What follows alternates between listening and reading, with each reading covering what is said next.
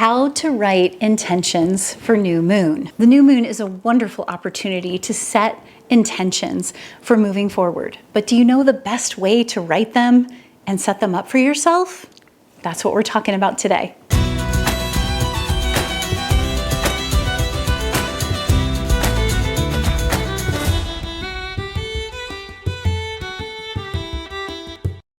Welcome, I'm Kim Marie, and this channel is all about supporting women to step into their most empowered self so they can live their most fulfilled life.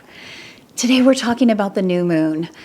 New moon intentions are something that are talked about a lot, but I rarely see information about how to write them, how to go about writing them. Now, it can be a very personal thing, but today I want to talk about the importance of new moon intentions, how to write them, how to work with them, and how to make them most effective for you. So why write intentions for the new moon in the first place? Well, I want to share that we are so blessed to have these moon cycles to tap into.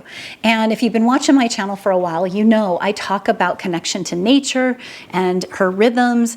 I talk about tuning into nature for a greater sense of empowerment and connection to ourselves and our path forward.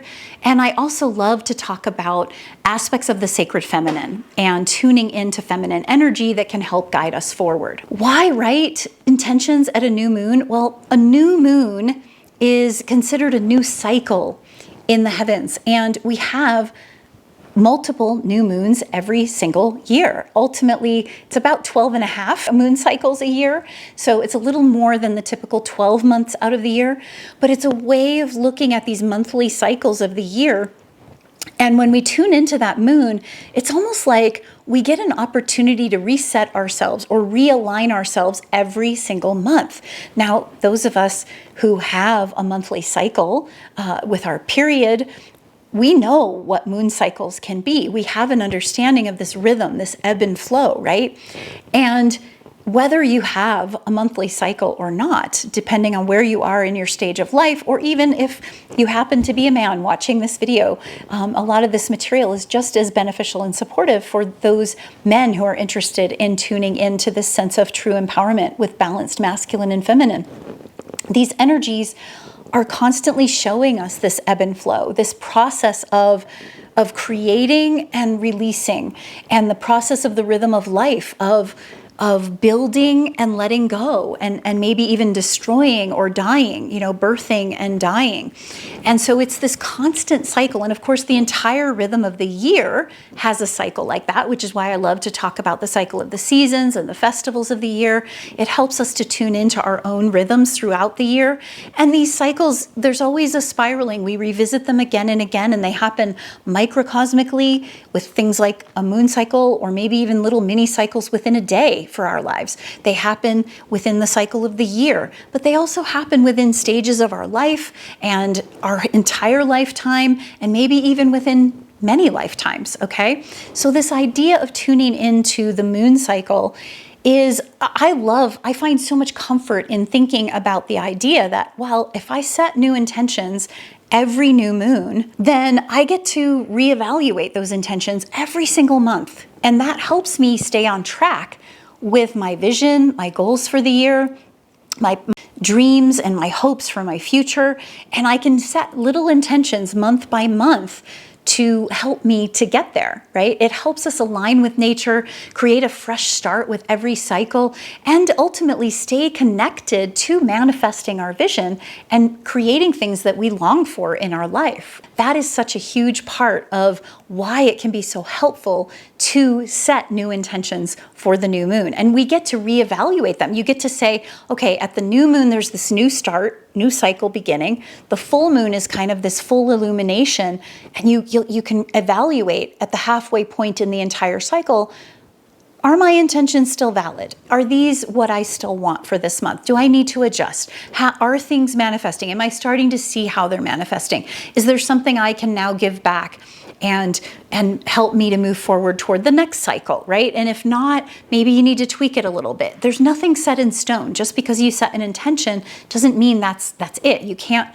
revisit it. That's why I love the moon cycles and paying attention to them, because it gives us a chance to constantly be checking in with ourselves, to see if we're on track, to see if we're aligned with our soul and our soul's intentions. So how do we determine the best intentions to set? Well, for this, I really love to say, trust your gut, right?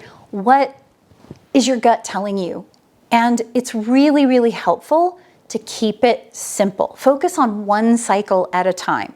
In other words, if we set an intention that is about multiple years ahead, like, I intend to grow my business to X amount of dollars and sell it for X amount of dollars in 10 years or something like that.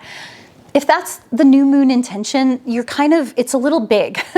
It's a little bit big, but what might be one step on the path to that, right? Maybe you are wanting to grow a certain following and you have an intention of getting a certain marketing campaign set up for that month, if we're talking about business intentions, right? But trusting your gut around what can I actually move into? What do I feel aligned to step into? And when I think about trusting my gut, sometimes I go, I just don't know for sure. And then I want to feel into it. How do I want to feel this month? I really have found that question super helpful in setting new moon intentions that work for me. Like when I think about, okay, I feel joy and empowerment as I create this marketing campaign and I connect with new people and I see new opportunities for ways of serving the people that I care so deeply about. Okay, that may be the intention. Like, this is how I feel. And I love to do that as a way of feeling into the cycle, right? Tuning into what I know I want to create, but how I want to feel in the process of it. So how to write intentions for the new moon that actually work, that actually support you. I know when I heard about the idea of writing intentions, it was like, I just don't know. And every year I put out my Sacred Nights of Winter journal. I'll leave a link in the description for that. And in that, I also speak about setting intentions for the various months of the coming year. And so it's a similar idea, right? We can do this with the new moon. We can do this through the Sacred Nights of Winter that are kind of projecting onto the new year. But it's the same kind of thing. How do you actually set intentions? How do I actually write these? Well, the system that I have found that works really, really well is to begin by simply journaling about how you feel for a bit, right? What are you noticing? What are you feeling? Let the words flow.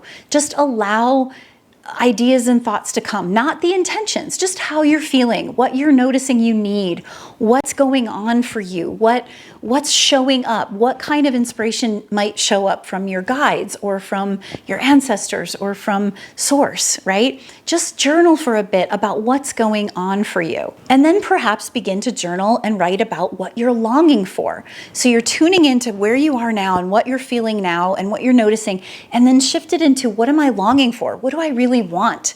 And then from there, you can begin to say, okay, now that I understand how I'm feeling and what's going on for me and what I'm beginning to long for, I can put this together, maybe summarize it into a statement of how I want to be feeling and what I want to do as a step forward on that path of longing that I'm noticing, what I'm ultimately longing for, right?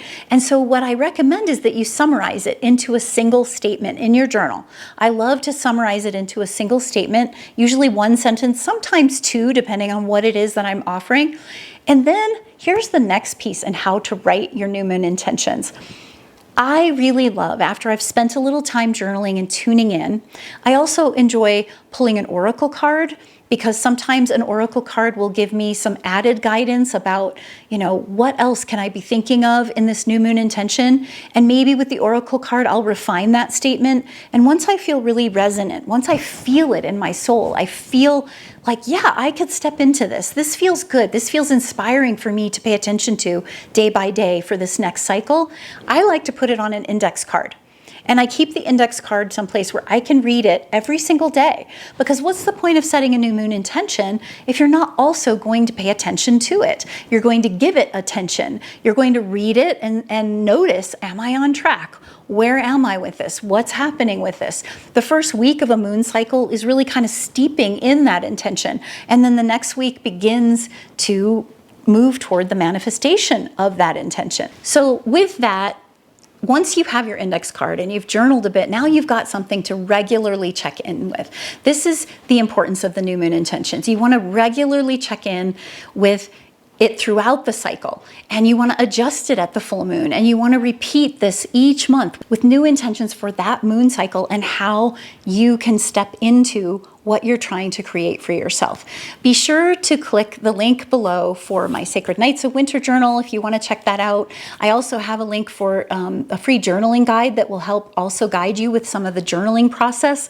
So check that out, and I invite you to really connect at the very next new moon with setting intentions and seeing what will work for you. Thanks so much for being here. I look forward to seeing you in the next video.